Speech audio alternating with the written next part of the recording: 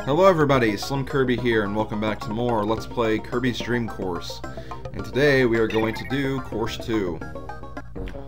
Now if you couldn't tell, I technically already did Course 2. I just want to say that was kind of a failed recording session. I recorded it and then there was an error and I couldn't really fix the error, so I had to redo it. But thankfully, since I didn't get the gold medal, I could still show this off. So, yeah, that's exactly what I'm going to do. Okay, so for this first hole, this hole is really not that difficult. All you gotta do is just a normal bounce shot and you should be okay.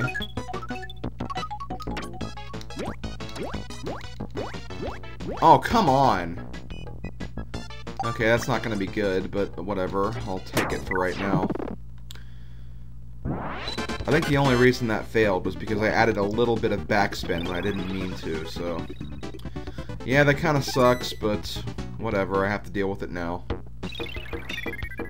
It really does suck, because even if your timing gets off by just a little bit, it can really screw you over, and right there it definitely did.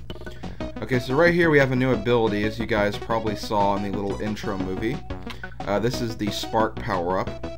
The Spark power-up turns Kirby into an electric ball, and with this power-up you can actually destroy some of the obstacles, including Wispy Woods and, who we'll see later, Kracko. So, the Spark ability is pretty useful, but it doesn't have very many practical uses besides that. Like, I don't know, like, just you won't see it be that much help, but it does help. It definitely does help. Just not to the extent that it could help. Okay, so for this hole, you want to try to get a 2 as much as possible. A 3 isn't too bad, but now that I actually got a, since I got a 2 on the first hole, I'm definitely going to want to try to get a 2 here as well, instead of a 3. Okay, so this is going to be kind of tricky. I really got to put some good backspin here. And I also have to make sure I get a very good bounce after this enemy, and I don't know about this. This is going to be kind of weird. I don't really know how I'm going to get up there, but... Ah, crap, okay. Well, once again, I have to take a 3. I'm probably going to have to redo this course after I finish it, which really sucks, because I'd like to get through one course without having to redo it. Okay, so for this hole we have another new obstacle. We have rotating spinning tiles on the floor. If you couldn't guess, if you go over some of these tiles, they will spin you a little bit and they can knock you off course when you're hitting a straight shot. So they can actually be kind of dangerous for a hole like this. So what I'm going to do here is, as you can see, we have a button down here that's kind of flashing. Whenever you hit this flashing button, all the floor tiles will stop spinning. So this is essentially the on and off switch for the spinning tiles. So what we're going to do here is we're just going to hit the switch and then go over here, get these 2 enemies, and then just go straight for the hole. And that's how we're going to do this. And as long as you get like max power or somewhere near max power, you should be able to do this.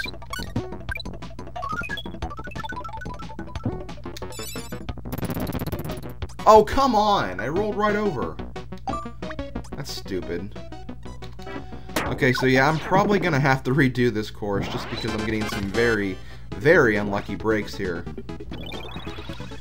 Once again, if you want a gold medal, you have to get a score of 14, and considering I'm halfway to 14 after only 3 holes, I really don't think I'm going to be able to do this, unless I get very, very lucky in these next few holes, which I really doubt. As you can see, we have another new obstacle right here. This is Kracko. Kracko is another boss from the Kirby franchise. In this game, he is another obstacle. If you try to use a ground shot, you have to be careful and you have to time your shot very carefully, otherwise you'll get zapped by his electricity. And if you're doing a bounce shot, you also need to watch out, because if you hit him, you'll also get hurt as well. So, yeah, just generally avoid Kracko, unless you have the Spark ability, which I do, so Kracko's not really much of a threat right now. And we also have another new ability right here, which I couldn't quite get to. Seriously, what is with me and the timing today? I'm barely missing out on the timing, just like barely. But alas, the wheel ability essentially just turns Kirby into a wheel, and he can speed through most ground obstacles without being affected by them. And yeah, that's how the wheel ability works. And look, I probably could have got a hole-in-one right there if I actually hit the wheel on my first shot, so... Really not happy that I have a score of 9 after the first 4 holes. That means I have to get a score of 5 in the next 4, which is pretty much impossible for me. Especially here, since I always get a 2 or a 3 here. Usually a 3. So yeah, this just really sucks. So that's something else the wheel ability can do too. With the wheel ability, you can go right over water. And I guess I didn't really even talk about water earlier, but... Essentially, you want to go over water with ability like the wheel ability, the fire ability, and the ice ability. I know it's kind of weird to say the fire ability, but it's what the fire ability does. That's how it's able to work, and I'll probably show that off later. But anyways, as you can see, this hole is pretty tricky because of this little sandbox right here. This sandbox will essentially prevent you from getting a easy 2. You can still get a 2, but it's really hard to do. And what the sand does, if you couldn't figure it out, the sand essentially just slows you down and almost brings you to a halt when you're actually doing a shot like that. So you want to just be careful that you don't get too messed up on the sand. Okay, so if I want to actually do this properly, I have to do a very weird backspin shot. And I have my doubts about being able to do that, so I'm probably going to have to get stuck with a 3 here. Okay, I gotta make a shot kind of like this. Okay, now I also gotta hit this guy. I'd say that's about halfway. That sounds about right.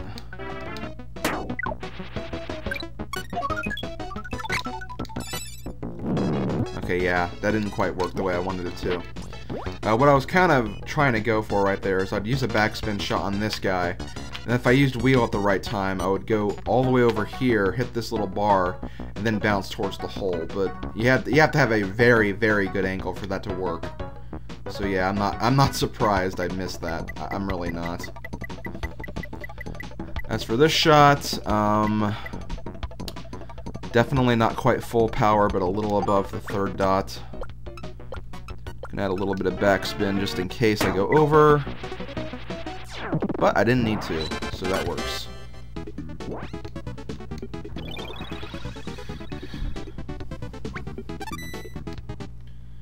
Okay, here we are at hole 6 now.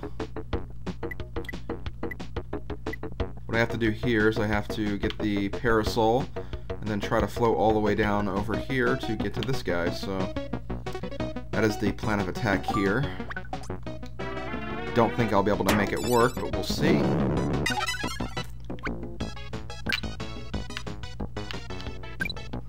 Actually, this is going to be close. Aw, man, that was very close. Okay, wow, that's actually the best I've ever done this hole. It's definitely possible to get a hole-in-one, but I've never been able to do it. I just don't have the correct timing. But I got pretty close right there. So I'm kind of taking that as a victory, even though I didn't get a hole-in-one. Okay, here we have another ground obstacle. We have grass. Now, as you can see on the grass, there's actually an arrow. And the arrow essentially points to what direction you'll kind of curve when you're on the grass. So, like if I just do a straight shot like this, I'm not going to be able to get to the hole because the grass will kind of curve me over this way, away from the hole. So what I want to do here is essentially just move my shot over a little bit, like to right here. Also, watch out for the Gordo. The Gordo can also screw you up. And actually, I'm going to wait for it to pass again. So, okay, this works.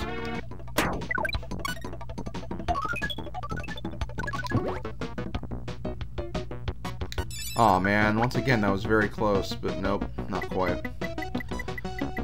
See, this game can actually be pretty tricky, especially without save states. If you have like an emulator of this game, you can like breeze through all these levels pretty easily because you'll just need to know what your maximum shot can be or what your lowest score can be for each hole, and if you can get a hole-in-one on it or not. You just, keep resetting until you find the sweet shots. Okay, this hole is also pretty easy to get a hole-in-one, but watch, I'm probably not going to get it. Especially now that I added a little bit of backspin to that shot, which I didn't want to do. Actually, no, I should be able to get this, actually. Just gotta make sure I play my cards just right. And there we go, I actually got one hole-in-one. Would have been better if I got one earlier on, or a few hole-in-ones earlier on, but, whatever. You can't be perfect at this game every time, but that should be enough for a silver medal at least. What did I get again, like 18 or something?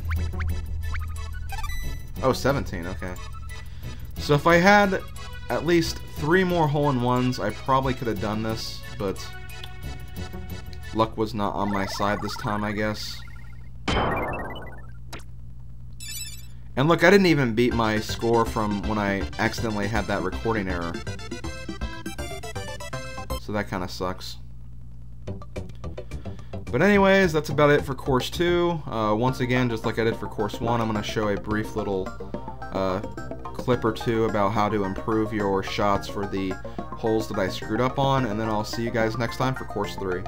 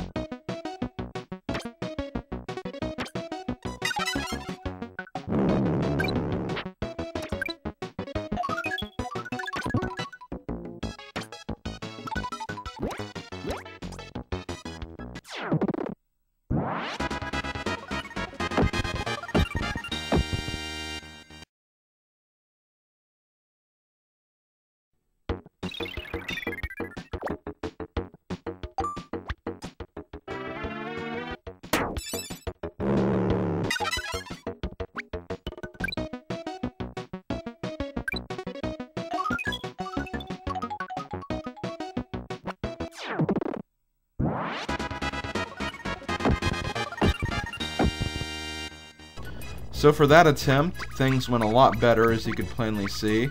I was able to get a few more hole-in-ones on holes I didn't get hole-in-ones on before. I even actually improved my hole 2 score a little bit too. As you can see, I still didn't get a hole-in-one on 7. I still need the timing on that one. Don't know the precise timing, but I'm getting there. And I also kind of messed up the hole-in-one on hole 8 as well. Wasn't able to get a hole-in-one on there again, but overall, it's still a gold medal, and I still got a score of 13, which is pretty good, so that about does it for Course 2. I will see you guys next time when we do Course 3, so I'll see you then.